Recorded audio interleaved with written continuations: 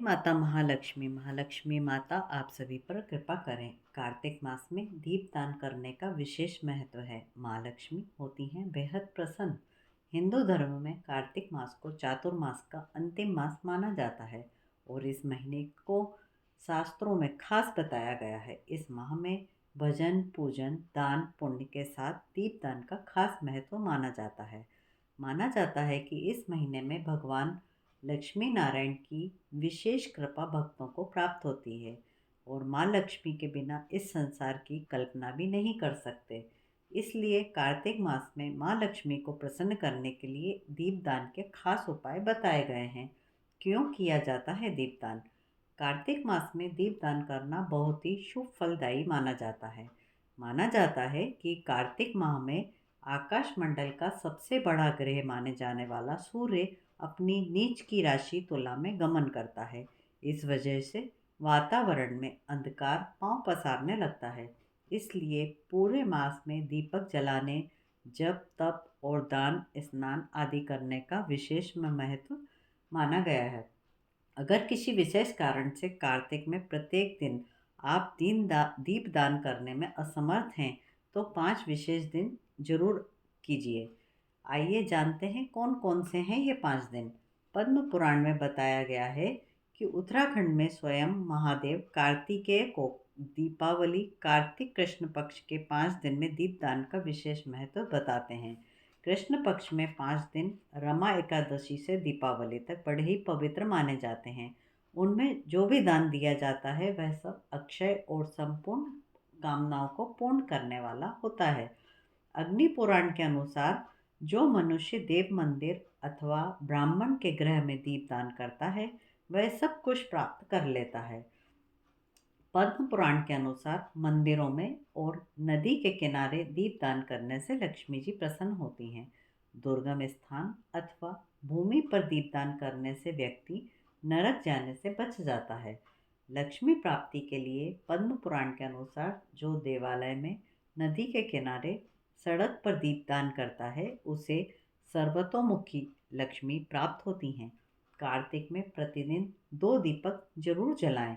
एक श्री हरि नारायण के समक्ष और दूसरा शिवलिंग के समक्ष जलाना चाहिए। समस्त तीर्थों का फल माना जाता है जिसमें कार्तिक में भगवान केशव के समक्ष दीपदान किया जाता है। उसमें संपूर्ण यज्ञों का अनुष्ठान किया जाता है और समस्त तीर्थों में गोता लगाने के समान फल की प्राप्ति होती है। ब्रह्मवैवर्त पुराण में कहा गया है कि जो मनुष्य कार्तिक में श्री हरि को घी का दीप देता है वह दीपक जितने पल जलता है उतने वर्षों तक हरि धाम में आनंद भोगता है, फिर अपनी योनि में जाकर विष्णु भक्ति को प्राप्त होता है। शिव जी के सम्मुख जलाए गए दीप जो कार्तिक मास की रात्रि में श्रद्धा पूर्वक शिव जी के समीप दीप माला समर्पित करता है उसके चढ़ाए गए ये दीप शिवलिंग के सामने जितने समय तक जलते हैं उतने हजार युगों तक दाता स्वर्गलोक में प्रतिष्ठित होता है। जो कार्तिक महीने में शिव जी के सामने घृत का दीपक समर्पित करता है वह ब्रह्मलोक को जाता है। कैसे करें दीपदान? मिट्टी, तांबा, चांदी, पीतल और सोने के दीपक लें। उनको अच्छी तरह से साफ कर लें। मिट्टी के दीपक को कुछ घंटे के लिए पानी में भिगोकर सुखा लें।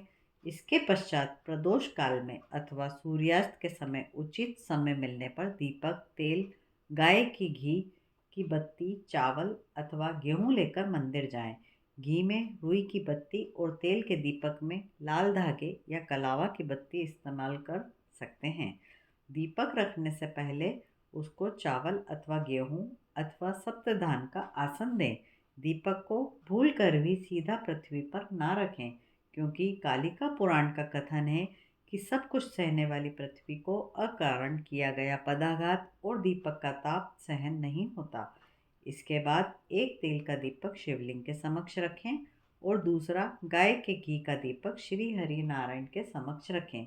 इसके बाद दीपक मंत्र पढ़ते हुए दोनों दीप प्रज्वलित करें और दीपक को प्रणाम करें। इस तरीके से कार्तिक मास में दीपदान करना बहुत शुभ माना जाता है। इससे लक्ष्मी जी आप पे प्रसन्न होती हैं, आपका सब तरह से मंगल होता है और अमंगल को काटता है। जितना भी आप दीपदान करते हैं वह आपके कुलों को तारता है और आपके जीवन को खुशियों से सुख समृद्धि से भरता है और माँ लक्ष्मी और भगवान विष्णु की आपके ऊपर अपार कृपा होती है। इसलिए कार्तिक मास में दीपदान अवश्य करें और आंवला नवमी से लेकर कार्तिक पूर्णिमा तक आप दो दो दीपक मंदिर में या अपने देवालय में जरूर अर्पित करें और नियमित रूप से दीपदान करें, जिससे आपके जीवन में भी प्रकाश होगा, आपके विघ्न बाधा हरेंगे, आपको कर्जों से मुक्ति मिलेगी और आप सब प्रकार से सुख होकर विष्णु लोक को प्राप्त होंगे। इसी प्रकार महालक्ष्मी माता और भगवान विष्णु हरि की आपके ऊपर कृपा हो, ऐसी कामना के साथ मैं यह कथा दीपदान की यहीं समाप्त करती हूँ। अगर आपको मेरी कथा पसंद आई हो और अच्छी लगी हो तो मेरे चैनल को लाइक शेयर सब्सक्राइब जरूर करें। जय महालक्ष्मी, जय विष्णु भगवान, आपके ऊपर महालक्ष्मी की कृपा सदैव बनी रहे।